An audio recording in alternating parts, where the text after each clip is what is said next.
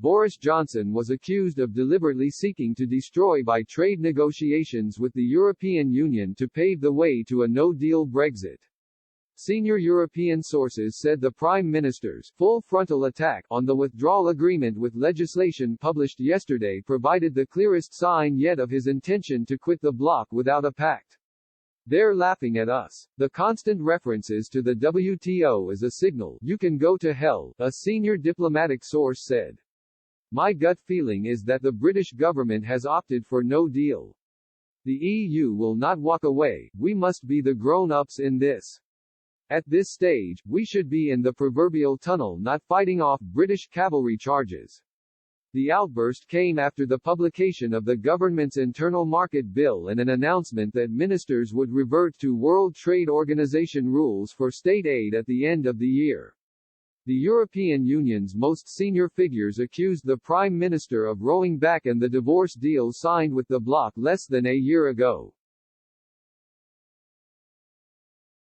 Another senior diplomat close to the talks said, no effort was made to obscure the UK government's ability to deviate from the arrangements in the Ireland Protocol.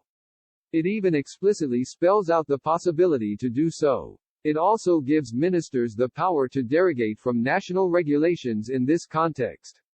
The source added, this was the absolute low point in the 4 years of negotiations by a country formerly known as the cradle of democracy.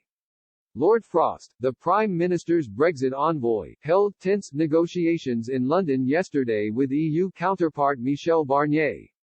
In emergency talks in the Belgian capital, the Brussels negotiator was told to not walk away from talks despite the bloc's anger with Mr. Johnson's plans to deviate from the Brexit deal. European capitals also drew up a list of possible sanctions they could slap Britain with if the government eventually reneges on the treaty. An EU official said, talks will continue albeit in a tense atmosphere.